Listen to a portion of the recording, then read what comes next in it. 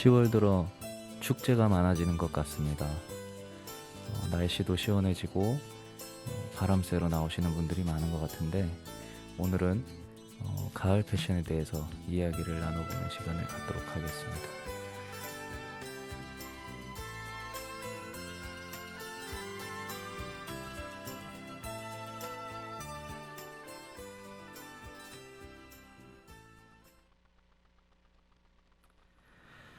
네, 안녕하세요. 안녕하세요. 저희가 첫 방송 이후로 이제 두 번째 방송이죠. 그런가요? 벌써? 예. 오래된 것 같은 느낌이 드네요.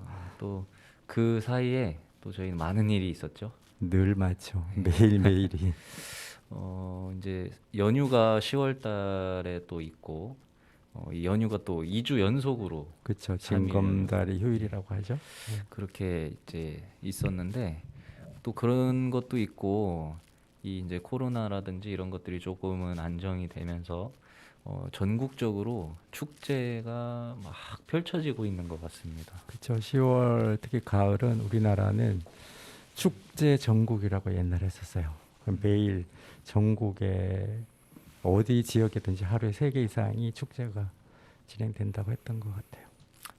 그래서 저희도 이번 3일 징검다리 휴일을 이제 맞이해서 워크숍을 또 다녀왔습니다. 워크숍을 빙자한. 야, 그래서 현재 전국의 가을에 관련된 축제부터 해서 진짜 절정의 기간이구나 싶은 생각이 많이 들고 그 이제 오랜만에 또 진행하는 행사다 보니까 이 진행을 하는 운영 측 스태프들 정말 분주히 뛰어다니고 정신없이 지금 막 행사를 준비부터 진행하는 데 있어서 바쁜 것 같습니다. 그렇죠. 갑자기 또 날씨가 또 추워지고 또 지금 그렇죠. 비도 비까지 내리고 와서 예. 아마 진행하는 측에 그 맞습니다. 어려움이 많이 있을 거라고. 저희는 늘 또 느껴지죠. 진행을 해보는 입장이 많았기 때문에 충분히 그 심정을 이해하죠. 그렇죠. 진행자 측에 또 한 표를 던지는. 예, 맞습니다. 네. 그래서 우리 이번 워크숍 어디로 다녀오셨죠? 이번에는 저희들이 호남 지역 예향의 도시 광주, 세계적인 전통 도시 전주, 그리고 우리나라 농업의 어떤 또 현대화를 추구하는 완주, 그리고 또 우리 충북 옥천 지역, 네. 대전 이렇게 골고루 호남과 충청 일제를 저희들이 그 컨설팅하는 팀이 하나가 있어서 함께 워크숍을 진행했었죠. 네. 그래서 주로 이제 다녀왔던 중점은 광주, 그리고 전주, 완주. 완주 이렇게 세 군데를 중점으로 다녀왔고 물론 이번 워크숍의 가장 큰 핵심은 농촌에 관련된 거였죠. 그렇죠. 농촌의 문화환경적인 어떤 자원을 발굴하는 그런 프로그램이어서 사실 우리 옥천 지역의 이 청취자 여러분들도 관심을 가지면 참 좋을 것 같은 그런 내용이었죠. 네.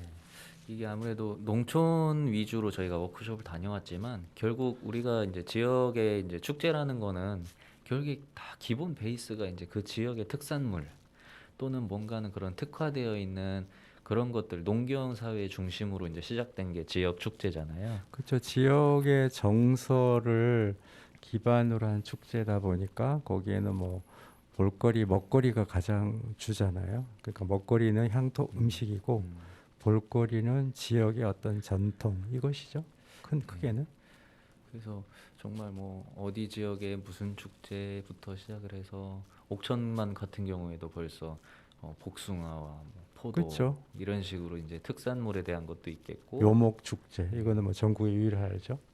그래서 정말 다양한 축제들이 전국에 지금 뭐 완전히 지금이 가장 진짜 핫한 것 같습니다. 그렇죠. 그동안 또 시기적으로 이게 이번에 이제 새 정부가 출범이 되고 그다음에 그동안에 이제 그 비대면의 어떤 문화들이 이렇게 폭증을 하면서 아마 그 사람들이 일반 그 야외 행사나 이런 거에 대한 기대가 훨씬 더 컸던 것 같아요. 그래서 아마 제가 뭐 검증해 보지는 않았지만 역대 최다 관객 동원 아마 이런 게 각 아, 지역 축제마다 충분히 예. 그걸 달성했을 것 같아요. 네. 그래서 저희 이제 많은 축제들을 이렇게 돌아봤는데 그 중에 조금 눈에 띄는 게 있었다면 어떤 게 있었는지. 아무래도 저희들이 하는 방송은 패션 방송이잖아요. 그러니까 네. 뭐 많은 전문가들이 하는 그런 내용을 떠나서 저희들의 컨텐츠 중심인 이제 패션 중심으로 봤다라면 아마 전주 얘기는 빼놓을 수가 없겠죠. 예, 맞습니다. 전주는 뭐 한옥마을이 일단 그렇죠. 항상 거기는 뭐 꼭 축제뿐만이 아니라 1년 내내 자리를 정말 지키고 있고 뭐 가면 뭐 하루 그렇죠. 종일 한옥마을에만 있어도 볼 게 너무 많고 체험할 것도 많고 먹거리도 많고. 그렇죠. 일단 뭐 그 호남 지역의 먹거리는 이미 유명했었던 거고 음, 사실 그 예전에는 우리가 그 호남 지역에 가면 예술보다는 먹거리에 더 그쵸. 치중했잖아요. 맞습니다. 그러니까 뭐 밥상이 넘쳐나는 뭐 60가지의 밑반찬 이런 거 이런 음식거리였는데 이제 그 예술이라고 하는 이런 장르가 일반 대중에 이제 깊이 파고 들어오면서 광주 비엔날레라든지 또 이런 것이 세계적으로 성공을 하게 됐고요.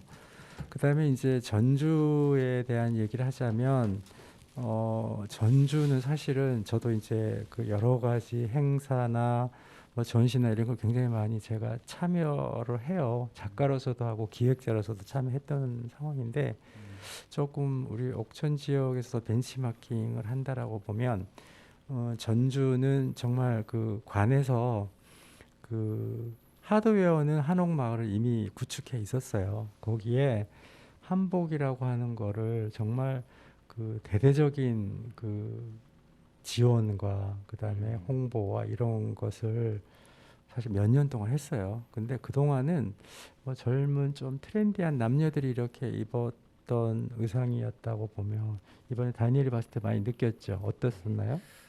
일단 저도 어렸을 때 가족들과 이렇게 함께 한옥마을에 가서 한 바퀴 돌고 뭐또 초코파이도 먹고 이랬었는데 그때까지만 해도 물론 한복 체험 관련된 것들이 많이 있었는데 그때만 하더라도 그렇게 젊은 청년들부터 해서 그렇게 옷을 한복을 이렇게 대여해서 입는 거에 대해서 약간 그 부담감 또는 뭔가 이런 게 있었거든요. 그렇겠죠. 근데 이번에 가보고 깜짝 놀랐어요. 네. 정말로 뭐 남녀노소 할 것 없이 한복이 더 많아요. 그쵸, 생활화가 됐다라는 한복이 더 거죠. 많고 아무래도 이제 제가 느끼기에는 아마 이런 부분들이 이제 뭐 최근에 BTS나 뭐 블랙핑크나 음흠. 세계적인 이 아이돌들이 김연아도 있죠. 예, 그쵸. 연하킴도 있고 연하김. 한복을 이렇게 입고 뭐 세계인들에게 이렇게 알려졌던 것들이 어떻게 보면 해외 타겟을 중점으로 활동을 했지만 또 그게 알게 모르게 국내의 청년들에게도 꽤나 큰 영향을 끼쳤구나 싶은 생각이 들더라고요. 그치, 요즘은 사실은 이게 글로벌 시대고 또 모든 세계 정보가 공유되는 시기이기 때문에 어디 지역이 어디 타겟이 중요한 건 아니에요. 그러니까 어느 지역에서 그것이 조금 인기를 끌면 이게 글로벌적으로 이렇게 확산이 되어지는 건데 아마 그렇죠. 이번에도 우리 국내 어떤 타겟을 한 것보다는 해외 그 고객 타겟으로 했던 것이 역류해 오는 문화의 역류 현상 네. 뭐 이런 거로 볼 수 있겠죠. 그리고 이제 전주에 이어서 또 광주 같은 경우에는 저희가 이제 그 양림동을 다녀왔습니다. 양림동 같은 경우에는 그 골목 자체가 이제 그 개화기 때의 그런 건축물부터 그렇죠. 해서 그런 것들이 다 유지가 되고 있고 하잖아요. 그렇죠. 근현대 건축들이 그대로 잘 보존이 되어 있었죠. 그러니까 우리가 지역 얘기를 또 안 할 수가 없는데 옥천 같으면 지금 구읍 같은 경우도 사실은 건축학적인 측면에서 봤을 때 어떤 그 마을, 그 촌이 형성하고 있는 어떤 그런 지형적인 거 아마 지난번에도 방송을 시간에 얘기를 했을 것 같은데 그런 걸 우리가 잘 유지 보수하는 게 어떤 새로운 걸 만드는 것보다 훨씬 더 중요하죠, 사실은. 예, 맞습니다. 그래서 거기서는 이제 뭐 지역 상품이라든지 이런 모든 것들이 그런 개화 컨셉의 그런 상품들도 있었고, 물론 의상 대여 체험 프로그램은 없었지만 아마 그 지역에서도 충분히 뭔가 개화기 컨셉으로 의상 대여를 한다거나 한복 대여 같은 걸 했을 때도 꽤나 가능성이 있을 것처럼 저는 느껴졌거든요. 지금 오늘 다니엘이 하고 온 좀 의상이 약간 그 십자가도 있고 그렇잖아요. 그러니까 그 양림동 지역 우리나라 근현대사의 어떤 그 서양의 기독교 문화가 들어와서 그 선교사들이 우리나라에 정말 어려운 시대 때 막연하게 예, 정말 그렇죠. 무조건적으로 봉사를 했던 그 시기에 그 건축물들이 그대로 살아 있는 거죠. 그래서 예, 그 골목들이 맞습니다. 어떻게 보면 그 선한 영향력이 어떻게 보면 아름답게 더 배어 있는, 그러면서 어딘가 우리의 아픈 역사가 있는, 음, 그래서 여기에는 정말 아까 얘기했던 대로 근현대 의상들 입고 다니면 음, 우리가 그 그렇죠. 시대의 영화를 한편 보는 맞습니다. 그런 느낌이 들 수도 있을 것 같아요. 그곳에서는 뭐 그런 컨셉으로 근현대에서 진행 뭐 컨셉으로 이제 뭐 공연도 한다고 하더라고요. 그렇죠. 예, 상품들도 있고 하다 하니까. 그리고 이제 그곳은 방금 말씀하신 대로 뭐 진짜 최초의 뭐 이렇게 선교사의 뭐 이런 상징적인 그런 개념관도 있고, 그래서 성지 순례를 하러 많이 가는 곳 중에 하나라고 해요. 그래서 음, 관심이 있으신 분들은 한번 광주 양림동 한번 찾아가 보시는 거를 추천드리겠습니다. 강력하게 추천합니다. 네. 그래서 이렇게 완주까지, 완주는 이제 농경 문화를 중점으로 다녀왔던 거고요. 뭐 거기 가니까 또 특이하게 그쪽은 또 뭐 이제 지게를 가지고 뭔가 이렇게 하기도 하고 하던데, 뭐 그런 것들이 이제 저희도 그런 사례들을 찾아보고, 이 거기 이제 포항에 있는 지역인데, 그 지역에서는 어떻게 하면 컨텐츠를 개발을 할 수 있을까, 독창적인 부분들을, 이런 것들을 이제 벤치마킹하기 위해서 다녀왔던 워크숍이었습니다. 예. 이제 1부는 여기까지 하는 걸로 하고요. 노래 한 곡 듣고 2부로 넘어가도록 하겠습니다. 예, 김동규의 10월의 어느 멋진 날에 들었습니다. 멋진 예, 날입니다. 저희가 워크숍을 출발할 때 제가 이 노래를 들고 10월의 어느 멋진 날에 저희가 워크숍을 떠나는 기분을 딱 들으면서 시작을 했죠. 그렇죠. 다니엘 브란 패션 에세이의 이동 방송 같은 느낌으로. 그래서 되게 들으시면서 만족을 하셨던 것 같습니다. 방금 저희가 이제 그렇게 전국에 있는 행사부터 얘기를 했고 워크숍에 대한 얘기를 간략하게 했는데요. 또 물론 제가 아까 전주의 한옥마을에서 그 한복에 대한 그 의견을 잠깐 말씀을 드렸는데, 그렇게 본 거 말고도 저희가 또 직접 그 진행을 하기도 했었죠. 그렇죠. 저희들이 지난주에 아마 프로그램에서 제가 소개를 했었는데, 금산 인삼축제에 한복 그 체험하고 대여하는 그 프로젝트를 진행을 했어요. 네. 그러니까 금산 아마 축제에서 한복 대여 프로그램은 처음이다라고 얘기를 했어요. 근데 사실 저희들이 또 굉장히 당황을 했었죠. 왜냐하면 하루에 4,500명 정도가 그렇게 많이 올 거라고는, 상상도 그렇죠. 못했죠. 상상도 상상도 못. 못했고 오픈하자마자 막 맞습니다. 사람들이 물밀듯이 와, 밀려오고, 진짜. 또 진풍경이 있었잖아요. 매일매일 단골들이 네. 오신 분들이 다음 날 또 오고 그 다음 날 또 오고. 행사 아마 내내 정들 정도로. 예. 그리고 이제 거기 또 그 행사 진행 요원들, 나레이터 모델 하시는 분, 그다음에 뭐 옆에 다른 부스 그쵸, 운영하시는 가장행위를 분들. 하시는 안내하는 거기에 뭐 피켓을 든 이 진행 요원들이 또 저희 한복 의상을 또 골고루 입는 진풍경도 있었고, 그래서 아마 그쪽 관계자들이 굉장히 좋아했던 것 같아요. 맞습니다. 이번 한복 대여 프로그램 같은 경우에는 원래 없었는데, 이 금산 축제에서는 늘 진행하던 프로그램 중 하나가 7080 옛날 교복 뭐 교련복 대여 프로그램, 이거는 있었다고 해요. 근데 이제 이번에 군수님이 새로 들어오셔가지고 한복 프로그램을 새롭게 추가하자고 이제 해주셨다 하더라고요. 급조했다고 예. 얘기 들었죠. 그래서 진짜 그래서 그런 건지는 모르겠는데 이게 어쨌든 반응이 어마어마했어요. 정말 군수님 뭔가 통찰력이 있으신 건지. 그렇죠.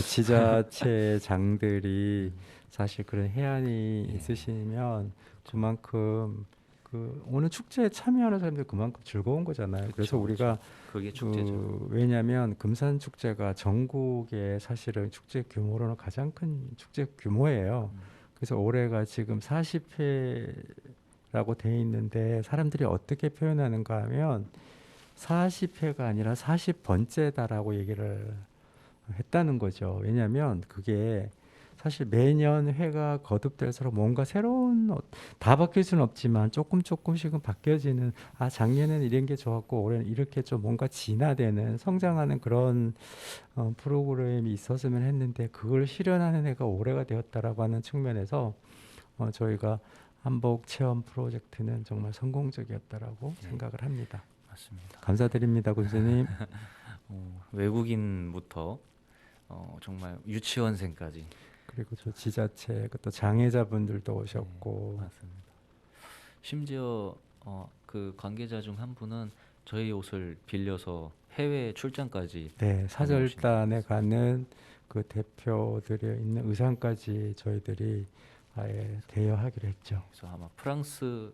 네, 네, 프랑스로 프랑스에서 한복 입은 누군가가 있다. 그러면 아마 저희 의상일 겁니다. 네, 직접 뭐 브랜드 소개를 할 수는 없었지만 예, 맞습니다. 그렇습니다. 그래서 이게 정말 저희도 그동안 그 많은 행사들을 진행하고 운영해 왔지만 진짜 예상 못했죠. 이렇게 많은 사람들이 한복 입기 체험을 좋아하고 관심 있게 볼 줄은. 그래서 이제 아까 제가 말씀드린 것처럼 전주에서도 한번 더 놀랬던 겁니다. 그렇죠.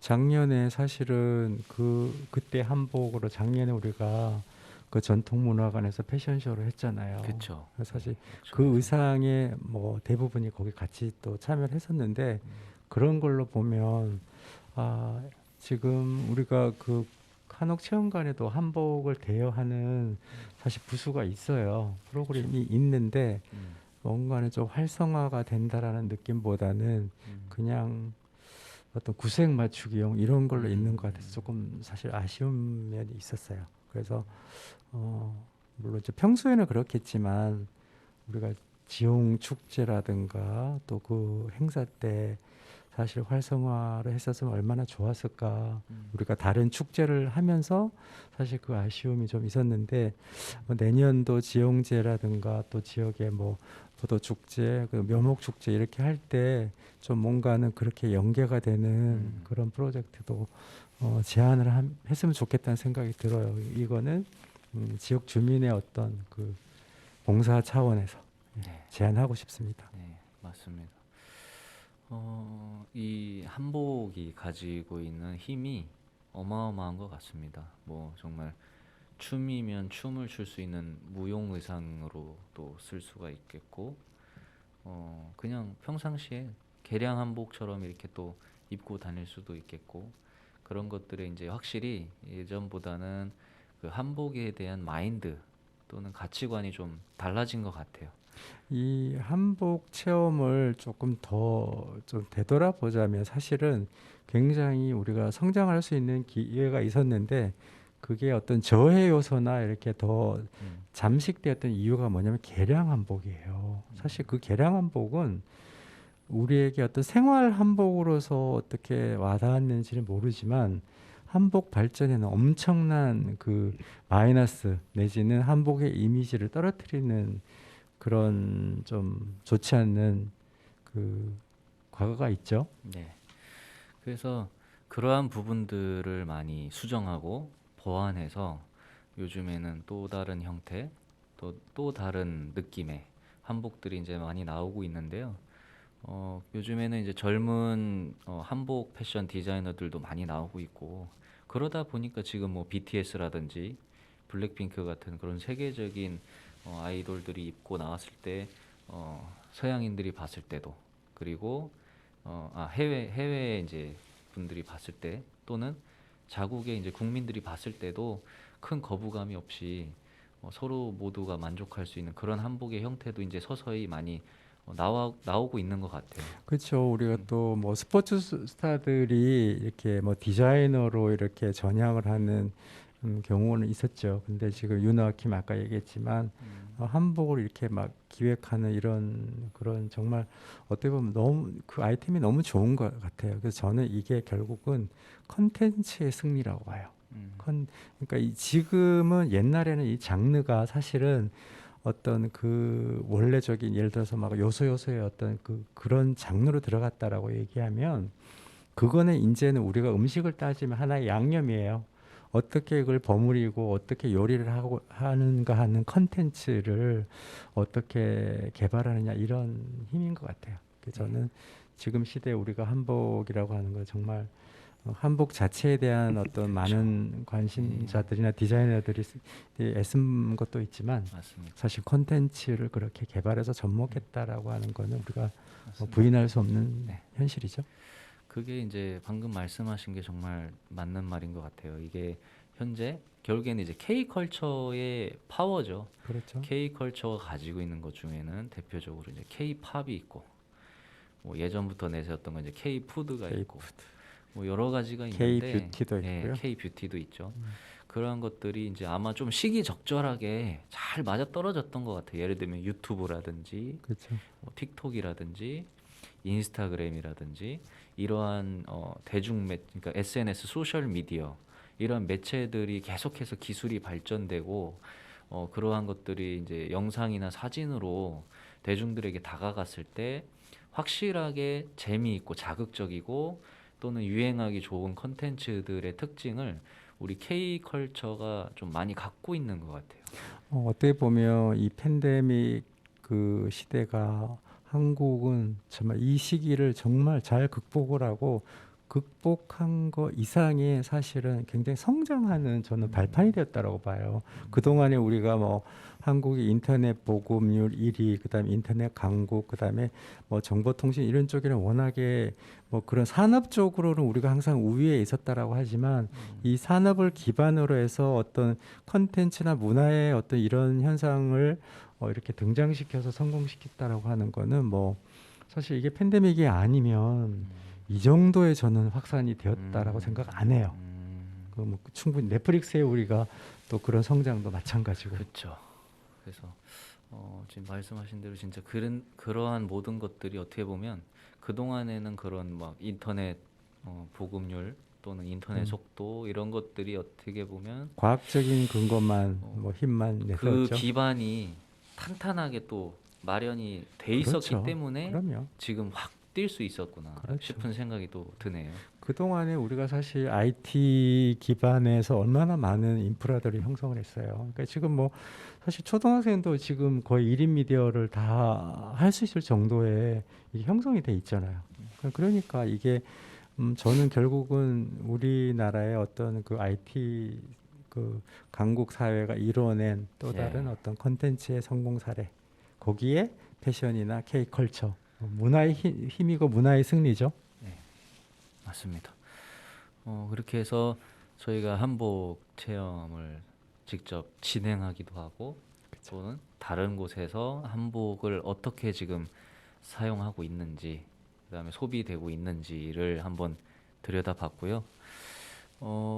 이제 어제부로 금산 축제는 이제 마무리가 됐습니다. 성황리에 마무리가 정말 됐습니다. 열흘간 진행했죠. 열흘간. 예, 열흘간 진행을 했는데 그 열흘이 뭐 어떻게 지나갔는지도 모를 정도로 바빴고 저희가 아침에 오픈하면 오후 4시에 점심을 먹을 수 있었어요. 진짜 막 다 끝나면은 기진맥진 할 정도로 그만큼 정말 한복에 대한 관심이 어마어마했다는 거. 그래서 이제 그거는 이제 그렇게 마무리가 잘 됐고요. 또 이어서 지금 또 진행하는 게 하나가 더 있죠.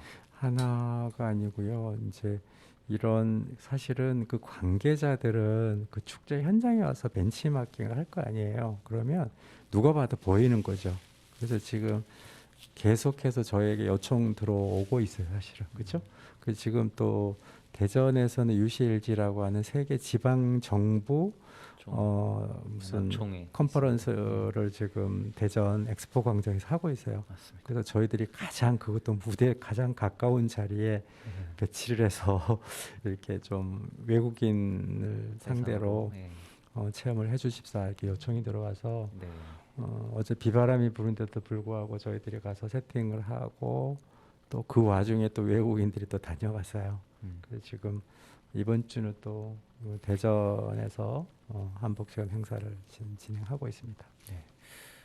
이 총회 같은 경우에는 국제적인 행사고 그렇죠. 규모가 상당한 행사다 보니까 저는 그동안 이렇게 대전의 한비탑에서 행사를 이렇게 진행하는 거를 여러 봐왔는데 이 정도 규모의 행사는 저는 처음 보는 것 같아요. 그동안은 뭐 이게 여름 뭐 물축제 이렇게 어떤 놀이 중심의 행사였는데 이번에 가서 보면서 옛날에 대전이 정말 그 과학공원은 유명하잖아요. 우리나라에 네. 아까 얘기했지만 그 과학기술의 어떤 첨단 도시로 도약했던 그것을 이렇게 부활할 수 있지 않을까라는 희망의 메시지를 보고 왔어요. 그래서 이 UCLG 검색창에 검색하시면 바로 축제에 대한 정보들이 나오고요. 이 행사 같은 경우에는 금산처럼 그렇게 길게 하지는 않습니다. 그렇죠.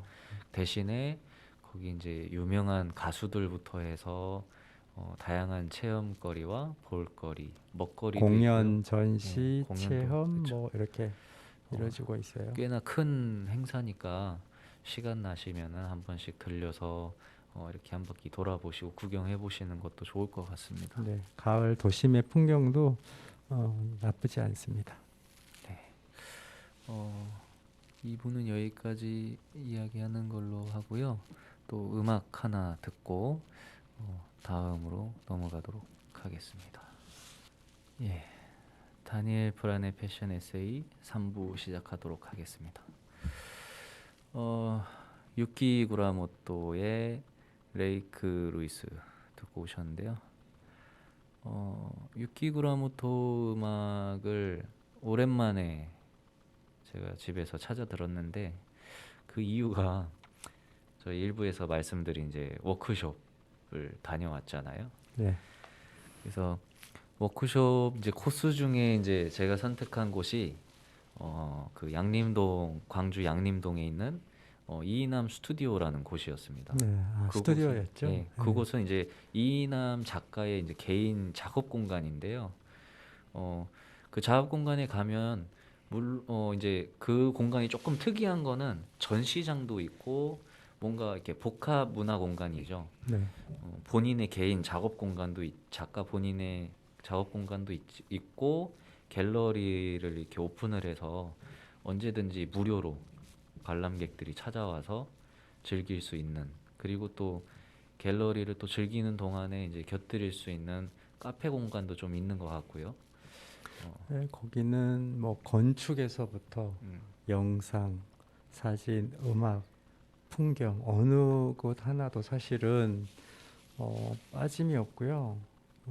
우리가 제주도에 가서 많이 봤듯이 사실 그 정도의 규모면은 입장료를 네. 뭐 10,000원 이상 받아도 되는 충분해요. 제가 봤을 때. 그럼에도 그렇죠. 불구하고 저희들이 그때 이제 차를 미리 마시고 가서 차를 못 마셨지만 나오면서 왠지 미안했잖아요, 그죠? 그 정도로 아까 얘기했던 대로 이게 요즘에는 이제 어떤 복합 문화 공간이 단순한 하나의 어떤 정보 전달이나 이런 걸 하는 것이 아니라 종합적인 거예요. 그래서 이제 음악 얘기를 하려고 하다 보니까 나온 거잖아요. 거기에 영상이 나오는 유키 구라모토의 영상이 어떤 배경이었냐면 그쪽에 그게 한국의 시골 마을을 그렇죠. 배경으로 한 영상이고 그 영상은 이제 유튜브를 검색해도 보실 수가 있습니다. 그게 이제 그 영상을 제작하는 팀과 이제 그 협업을 해서 제작된 영상이고요. 그래서 담양이었어요. 제가 봤을 땐 담양인가 담양의 뭐 어쨌든 어, 한국의 어떤 시골 마을의 배경이었습니다. 그래서 그 영상이 굉장히 놀라운 사실은 이 아름다운 자연과 배경이 한국이라는 거죠. 네. 한국에 있는 시골 마을에서 유키 구라모토가 직접 와서 피아노를 그 보리밭 안에서도 보리바사에 치고 또 또는 그 정말 시내 아니 시내까지는 아니고 그 시골 마을의 메인 동네죠. 담양의 그 예. 가로수길을 배경으로 그렇게 치기도 담았더라고요. 하고 하는데 와, 그 피아노 소리와 함께 지저귀는 새 소리, 바람에 흔들리는 나무 소리 진짜 그 뭐 댓글들도 어마어마해요. 그 그렇죠. 이게 원래 유키그라모토는 UAG 쪽의 음악이 우리나라의 그 뭐 관객이나 뭐 그 팬들이 너무 많아요. 많은데 저는 유키구라모토의 어떤 음악성보다는 그거를 기획했다라고 하는 그 지역의 기획자가 저는 더 크게 박수를 보내고 싶고, 저는 우리 옥천의 향수공원 같은 경우에도 사실 옛날에, 지금은 어떤지 모르겠는데 옛날에 프란츠 카페라는 곳도 있었고, 이쪽 지역에서 이런 축제 또 이런 문화 기획을 한 번 정도 하면 저는 이거는 오래오래 남을 만한, 네. 우리가 벤치마킹 할 수 있는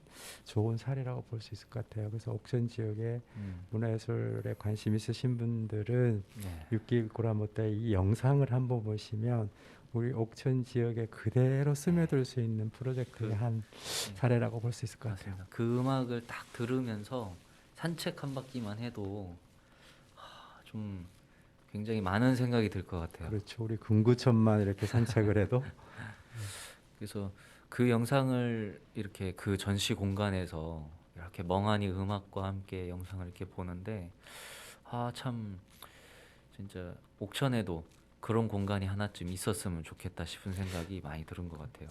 제안하고 싶어요. 그러니까 지금 옥천이 사실은 굉장히 지금 꿈틀거리고 있잖아요. 네. 뭐 도시재생이라든가 지금 뭐 신활역 사업이라든가 굉장한 프로젝트들이 지금 기획이 되고 있는 걸로 알고 있어요. 그래서 사실 저희들이 지금 방송하고 있는 이 건물도 제가 알기로는 이 방송국의 전용 공간이 아니잖아요. 그래서 어떤 정말 잘 기획된, 그다음에 잘 짜여진, 옥천은 제가 봤을 때 이게 프로그램이라든가 소프트웨어라든가 그런 또 인프라는 굉장히 저는 잘 어느 지역보다 우수한 지역이라고 저는 생각을 해요. 그러면 이런 하드웨어도 잘 접목을 해서 좀 이렇게 조화로운 게 공간이 생겨진다라고 하면 이 공간 역시 옥천을 넘어서 어떤 세계적인 문화 복합 공간으로서 탄생될 수 있을 것 같은 저는 확신을 갖고 있습니다. 네. 그 이인남 스튜디오 같은 경우에는 아까도 말씀드린 것처럼 이인남 작가의 개인적인 이제 작업 공간도 있다고 말씀을 드렸는데 그 공간에 이렇게 들어가면 이렇게 소용돌이 모양으로 계단이 이렇게 올라가는 게 있고 그 계단의 바로 중심에는 피에타를 모티브로 한 작품이 전시가 되어 있습니다. 네. 아까도 말씀드린 것처럼 양림동은 그 이제 성지순례를 하러 가는 곳 중에 유명한 곳 중에 한 군데라고 말씀을 드렸잖아요. 그러다 보니 이제 종교적인 것들의 건축의 양식부터 해서 그런 것들이 많이 들어가 있는 동네고 아마 이남 작가님은 어떻게 종교가 되시는지는 제가 잘 모르겠지만 작품으로 네, 봐서는 뭐 가톨릭이 될 수 있을 것 같고요. 뭐 근데 종교를 떠나서 어떤 그 컨텐츠 접목을, 그러니까 우리가 그렇죠. 이제 거기는 사실 보면은 이제 근현대 건축물인 거고, 피에타상은 우리가 이태리 가서 보고 왔듯이 네, 사실 그 뭐 미켈란젤로의 그 뭐 유명한 작품이잖아요. 네, 그것을 현대적으로 재해석을 해서 네, 또 이 작품이 맞습니다. 사실은 다른 공간에 있는 것보다는 이 보이지 않는 어떤 종교의 자연스럽게 어떤 현대적으로 이렇게 끌어내는 그런 힘, 그리고 거기에 어떤 너무 거룩하고 무거운 부분을 이렇게 성모 마리아와 예수님을 분리시켜서 음, 이렇게 마치 그렇죠. 설치 작가의 한 예, 작품처럼 이렇게 맞습니다. 그 건축과 녹아냈다라고 하는 것. 예, 그다음에 아까 그 파노라마 형태의 계단을 올라가는 것도 결국은 음, 그 상승과 그다음에 또 어떤 그 인간의 어떤 인간과 신의 어떤 네. 그 경계선상에서 네. 천상을 오르내리는 듯한 어떤 음. 그런 계단의 어떤 네, 형상, 맞습니다. 이런 느낌, 이런 것들이 뭐 저는 너무 좋았어요. 그래서 그 이남 작가 같은 경우에는 뭐 그 안에서 이제 뭐 제2의 백남준이다 이렇게 불린다고도 해요. 네, 그래서 저는 뭐 그 작가분이 뭐 제2의 백남준이라든가 예술적으로 어떤 그 우수성 이런 거는 사실 일반 관객들에게 네. 그렇게 와닿지는 않아요. 네. 와닿지는 않지만 저도 이제 그런 분야의 어떤 전문가적인 기획자 입장에서 봤을 때는 아, 이분이 정말 대단하다.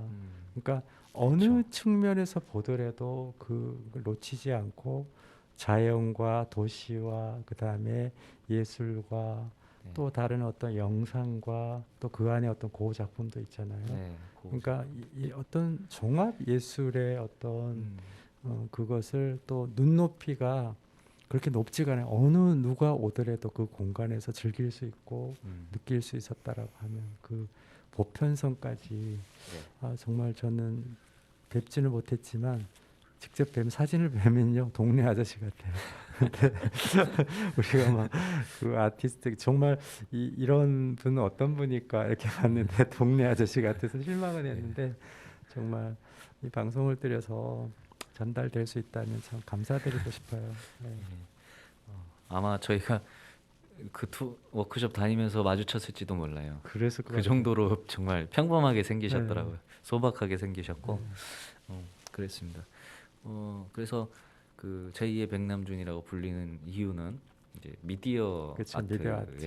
이제 활동을 하시는 분이고 저는 사실 이 공간을 이제 두 번째 방문이거든요. 아, 그랬군요. 한번 네. 갔다 왔을 때 너무 좋아서 이번 워크숍에 이제 그 멤버들께 이제 보여드리고 싶은 마음에 거기를 다시 이제 제가 리스트에 넣었던 거고 다행히 다들 좋아해 주셨어요. 다들 그렇죠. 굉장히 아까 좋아해 얘기했던 대로 주셨고 누가 어떤 사람이 그쵸. 들어가도 그 공간에서는 맞습니다. 어려운 것보다는 뭐 예술에 전혀 관계 없고 관련 없고 또 예술이 뭔지 전혀 모른다 하시는 분도 거기 가면 그렇죠. 되게 즐길 수 있는 그런 공간 같아요. 사진 막 찍고 영상도 찍고 그리고 그 공간에 제가 처음 갔을 때는 바다의 파도가 메인 전시 중이었거든요. 아마 그게 시즌 내지는 그 이게 연간 네.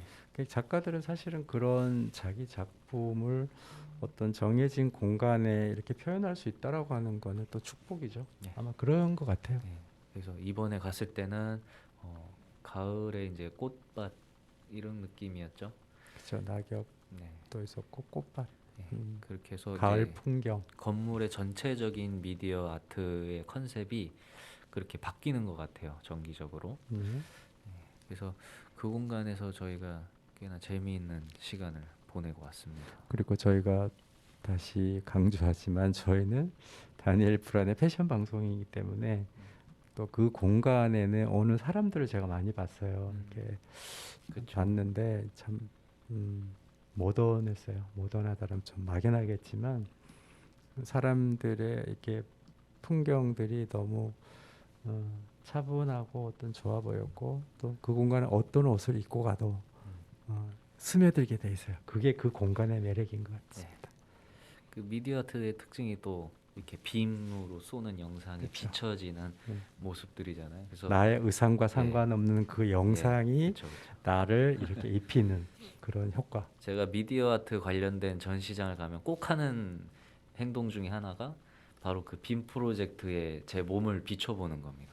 투영시키는 거죠. 나의 패션이 막 하나의 또 작품이 영상이 되는 돼서 거죠. 작품이 돼서 그렇게 막 변하는 모습들을 사진으로 찍고 영상으로 찍고 하는 게 이제 제가 미디어 아트를 즐기는 방법인데요. 아마 이번에도 찍었죠? 예, 아마 많은 분들이 저처럼 노실 것 같아요. 미디어 그렇게 아트를 즐길 즐기시면 때. 돼요. 네. 즐기고 그것을 느끼는 게 더 중요하죠. 그래서 저는 개인적으로 진짜 그 미디어 아트를 활용한 패션 이벤트 또는 뭐 패션 전시 이런 것들을 나중에 한번 해보고 싶어요. 충분히 가능한 얘기예요. 그러니까 뭐 한 예를 들면 우리가 어떤 공간에 서면 지용생가라고 하면 예를 들어 볼게요. 지용생가 전시장에 그 미디어에 서면 지용의 시가 마치 내가 있는데 옷에 이렇게 프린팅이 된다는 어떤 그런 느낌? 그쵸. 그 영상으로 이렇게 보여줄 수 있는 맞습니다. 일에도 충분히 가능해요. 그래서 아까 우리가 초기에 얘기했듯이 이제는 그 어떤 콘텐츠를 개발해서 적용하는 게 이게 그런 시대이기 때문에 다니엘은 특히 지금 디지털 패션 전공이잖아요. 네. 저는 좀 제안해보고 싶고 좀 해줬으면 좋겠어요. 네.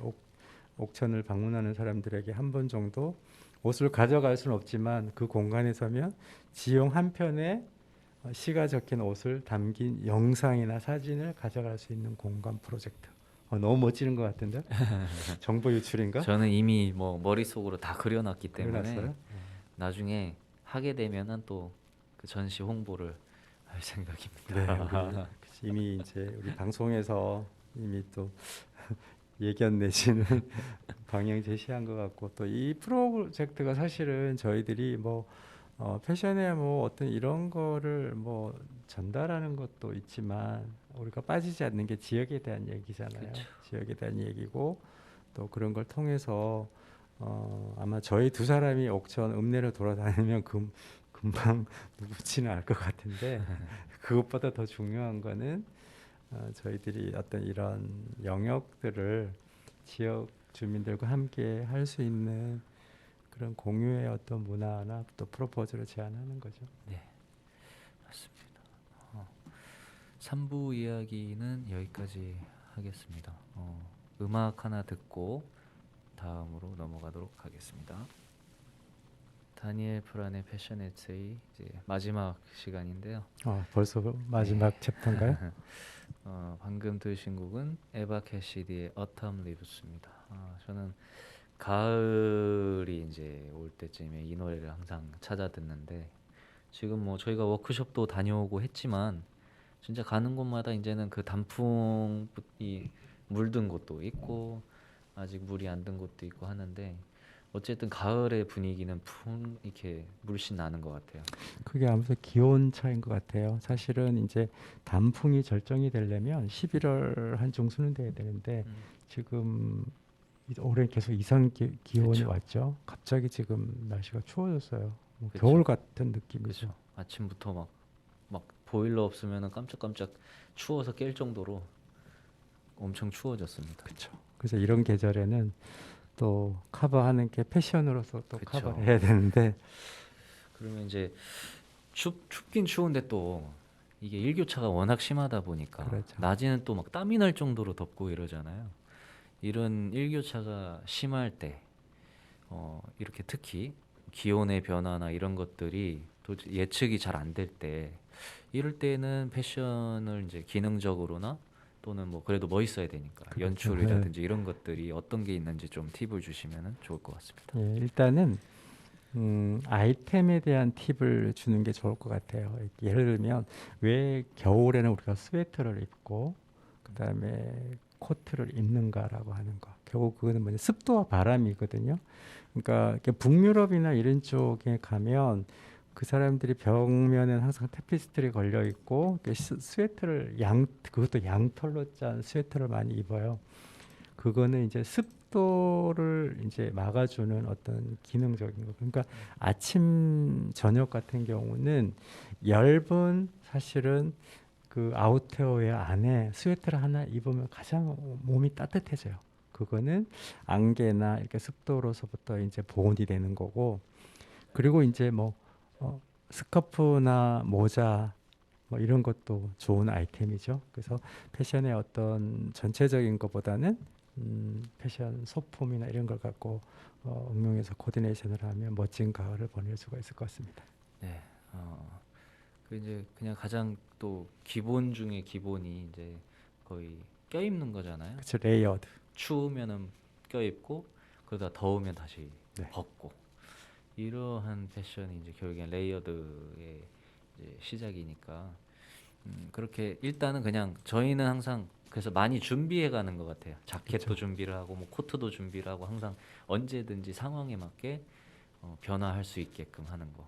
옷을 입는 것도 멋이지만 들고 다니는 것도 멋임이죠. 그렇죠. 그거 딱 입진 그쵸. 않더라도 이렇게 팔에 그냥 딱 팔에 걸고 걸치고. 다니고 그것도 하나의 네, 하나의 연출법입니다. 그러다가 진짜 추우면은 바로 그냥 걸치고. 걸치고 입기도 그렇게. 하고 등에 걸치기도 하고. 그렇죠. 그렇게 할 수 있는 것들이 이제 레이어드 패션이다라고 보시면 될 것 같습니다. 간단하게 패션 팁에 대해서 얘기를 나눠봤고요. 하고 싶은 얘기가 너무 많은데 또 이렇게 매번 벌써 시간 조절을 항상 좀 잘 못하는 것 같아요. 아직 초보 방송인이라. 그래서 이해해 주세요. 네, 다음번에는 좀 패션 팁에 대해서 많은 이야기를 좀 나눠봐야 될 먼저 것 하고 같아요. 이게 패션 방송인데 패션 팁보다는 또 저희 신나가지고 저희 얘기만 너무 한 것 같은 생각이 좀 드네요. 네, 그래서 다음번에는 좀 패션 팁에 대한 얘기를 많이 해보도록 하겠습니다. 저희 다니엘 프란의 패션 에세이는 여기까지 하는 걸로 하고 다음 주에 또 새로운 모습으로 재미있는 내용으로 찾아뵙도록 하겠습니다. 감사했습니다. 네, 감사합니다. 수고하셨습니다. 네, 다음 주에 뵙겠습니다.